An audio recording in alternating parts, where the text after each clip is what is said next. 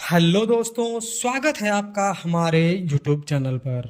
दोस्तों, जब भी लोग घर का काम करवाते हैं तो उस समय सबसे ज़्यादा जो कन्फ्यूज़न की चीज़ होती है वो ये होती है कि हम दीवार तो बनवा रहे हैं, हम कॉलम की ढलाई तो कर रहे हैं, हम छत की ढलाई कर रहे हैं, प्लास्टर भी कराना है, लेकिन उस पर पानी डालने का तरीका क्या होना चाहिए, यानी क्यूरिंग प्रोसेस क्या होना चाहिए, कितने दिन तक पानी की तराई करनी है हमको, चाहे हमारा दीवार हो, कॉलम हो, छत हो या फिर हो प्लास्टर हो, किस तरीके से क्यूरिंग करना चाहिए।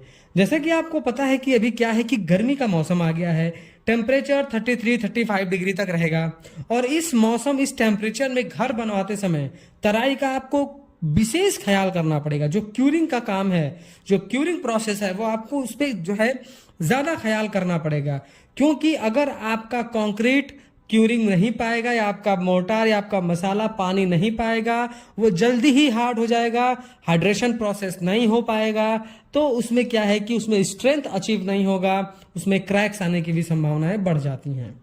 तो आज के इस वीडियो में हम समझेंगे कि इस चीज़ को आप डिटेल में समझाएंगे आपको कि आप कैसे इसको अपने कंस्ट्रक्शन के काम के करते समय क्यूरिंग प्रोसेस का भी अगर आप इस स्टेप से ख्याल करेंगे और इतने देर तक करेंगे जितना मैं आपको बता रहा हूं, तो आपके घर में ना ही स्ट्रेंथ की प्रॉब्लम आएगी और ना ही आगे चल के आपको क्रैक्स देखने को मिलेंगे। तो सबसे पहले हम बात करेंगे दीवार के बारे में।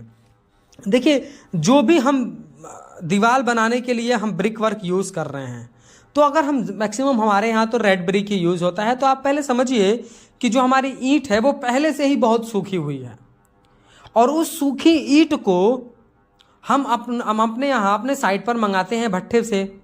वो ईंट को डायरेक्ट हम चिनाई के काम में ही ले लेंगे।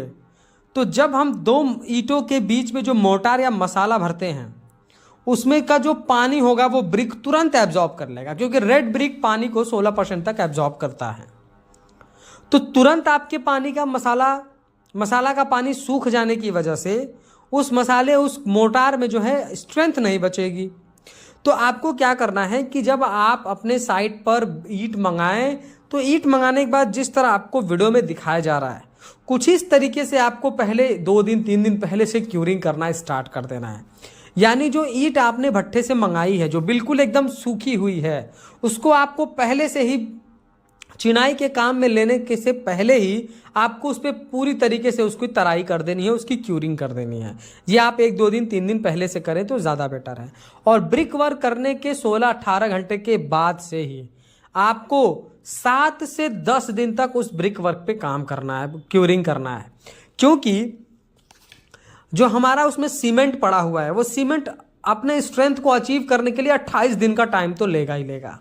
तो 28 दिन में अगर आप इनिशियल टाइम में उसको पानी दे देते हैं, उसको क्यूरिंग कर देते हैं और उसमें अगर आप नमी बरकरार रखते हैं, तो आपका जो है मसाला, जो मोर्टार है, वो काफ़ी अच्छी तरीके से स्ट्रेंथ को अचीव कर लेता है।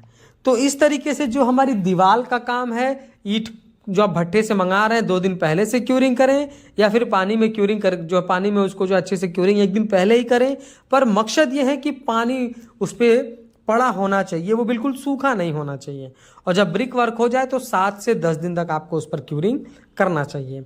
अगला प्रोसेस हमारा कॉलम का होता है। देखिए, कॉलम जो है ये हमारे बिल्डिंग का एक बहुत ही इंपॉर्टेंट कंपोनेंट है। लोड डिस्ट्रीब्यूशन में कॉलम का सबसे इंपॉर्टेंट रोल होता है। पूरे बिल्डिंग का लोड हमारा कॉलम ही उठाता है।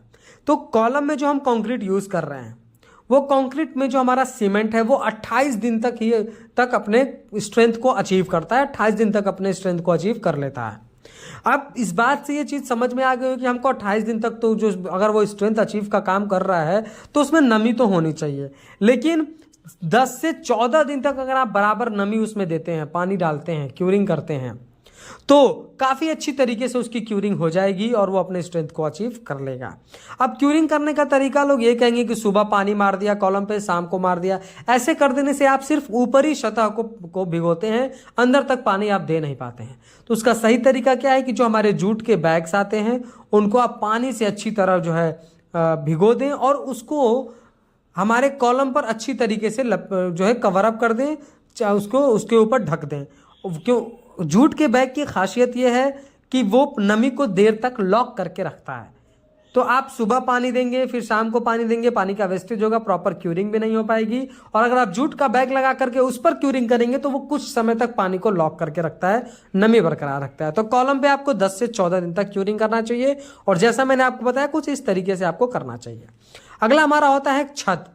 देखिए, छत ढलाई के 24 घंटे के बाद ही आपको क्यूरिंग स्टार्ट कर देना होता है, पर मैक्सिमम साइट पर देखा जाता है कि लोग पाइप लेकर के पानी छत पे पानी सुबह डाल देंगे या रात को पानी डाल देते हैं।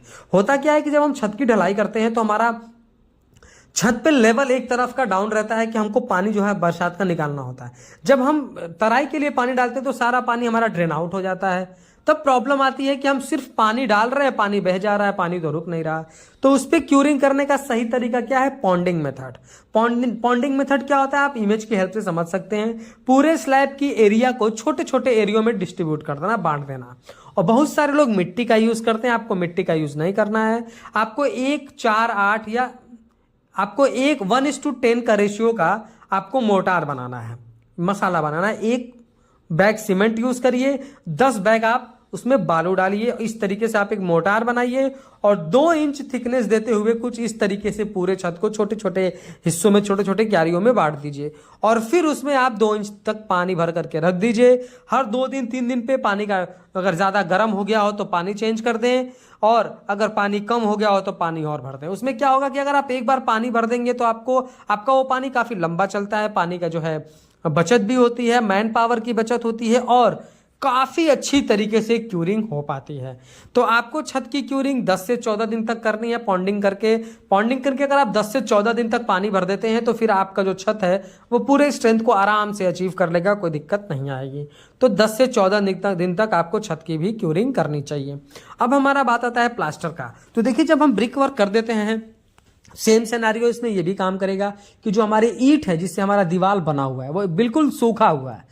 तो प्लास्टर करने से पहले आप उस पर क्यूरिंग कर दें, उसको पानी से भिगो दें, उसके बाद उस पर प्लास्टर करें। और प्लास्टर करने के 7 से 10 दिन तक आपको सुबह शाम उस पर प्रॉपर क्यूरिंग करनी चाहिए, तब जाके आपका प्लास्टर मजबूत होगा और उसमें किसी तरीके के क्रैक्स नहीं आएंगे। तो आज का हमारा ये कुछ टॉपिक था। वीडियो पसंद आया हो तो प्लीज़ वीडियो को लाइक कर दें, और अगर चैनल पर नए हैं, कंस्ट्रक्शन से रिलेटेड ऐसे ही इंफॉर्मेटिव वीडियोस इन फ्यूचर देखना चाहते हैं तो प्लीज़ चैनल को सब्सक्राइब करके बेल नोटिफिकेशन को ऑल पर प्रेस कर दें।